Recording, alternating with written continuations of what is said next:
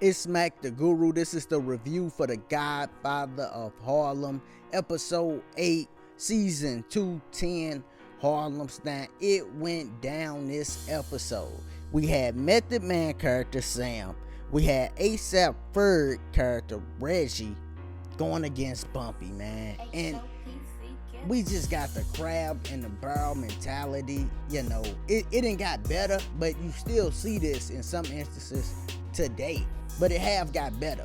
But you see, Bumpy had finally figured it out. He finally like, yo, I got it. We could do this without the Italians. We don't need them. You know, he didn't got them out the way.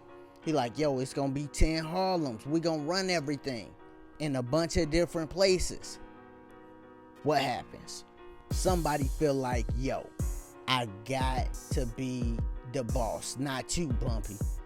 And they try to double cross him, but Bumpy sniffed it out and was like, we gonna figure this thing out. Even though, you know, Meth character Sam was very smart.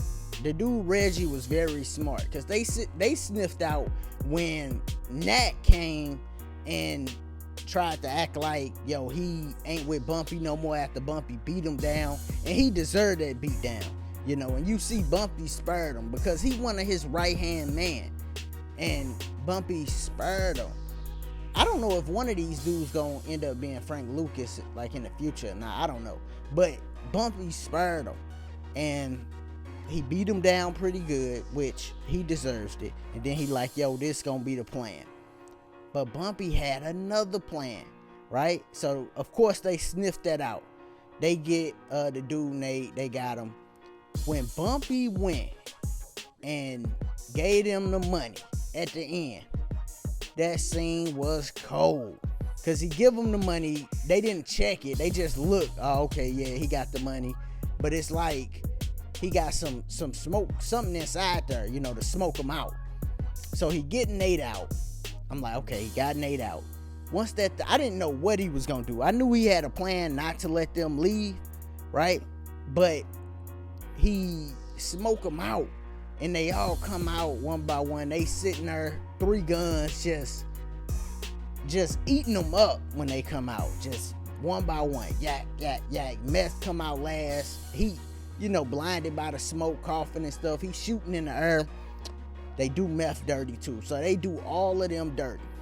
Then they go get the money out of all their cars. I'm like, dang, that was smart. Like, that was smart. They get, and that's the Italians' money. That's what's crazy. The Italians then spent money for some stuff they ain't about to get. Now, the thing I don't know is if that French connect, did he run up in there to talk to the Italians at the end on his own, or was that Bumpy idea? That's gonna be key. Did Bumpy send him in there, or did he go by himself? Because if he went by himself, Bumpy gonna have a problem with the Italians. But if he went and Bumpy sent him, then, you know, Bumpy putting another master plan together. You know, speaking of the Italians though, dog, they got some issues too. Cause the dude Joe is out for revenge. He been out for revenge for the longest. He don't like the blacks, but he don't like the Italians either. And that's what he revealed this episode. Like, yo, he like, yo, I want to kill the whole operation. Everybody, I want to whack everybody off, and it just be our family at the end, because I think they killed his son, you know, and he ain't going for it. And he know Vincent has something to do with it. So as much as he trying to play cool with Vincent all at the end, he know that Vincent has something to do with his kid. And I think Vincent know, like, yo, I can't trust Joe. Everybody know they can't trust Joe. Everybody know that. Even the top guy, Frank, he know that. He know Joe is to not be trusted. He can't be trusted. He got the same type of mentality as Method Man character. The irony of it is showing you, yo, that crab in the barrel mentality is not just a black thing. Everybody got that, because they got the same mentality. Joe like, yo, at the end of this, it's gonna be one family left, and it's gonna be ours. I gotta run this. I gotta be the big boss. Well, that's similar to Method Man and his way of thinking. Now, we seen what happened to Meth. I think Joe gonna go out the same way, because Vincent know he can't really trust this dude. You could tell by looking at the character Vincent. When Joe talk, Vincent always looking like, shut up, man. Like, you just trying to stir up some mess. He know I can't trust this guy, and we all done had that feeling where you're around somebody and you like, yo, this person is just not to be trusted.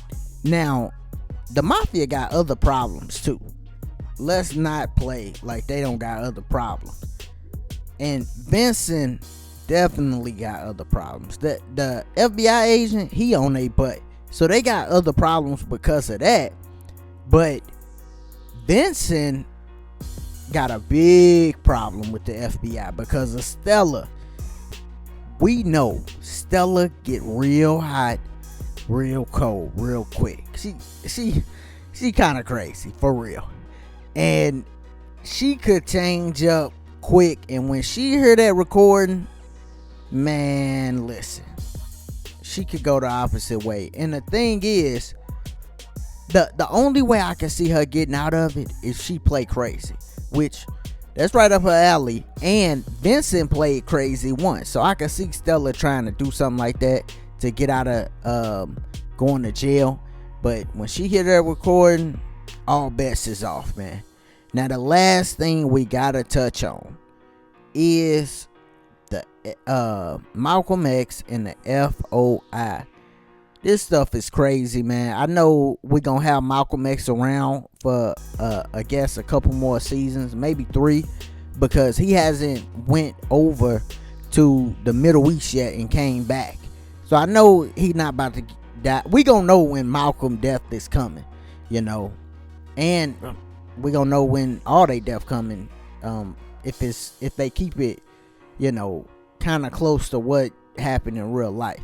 But just watching them go back and forth, man, it's crazy. I would love to hear somebody from the FOI that was around back then come out to just tell their side, because I didn't heard different stuff, especially from Dick Gregory, rest in peace, because he was a legend. Another legend from St. Louis, by the way. But I heard him talk about it, and he kind of talked about it differently than what they portraying in Godfather of Harlem, or even what the mass media try to portray.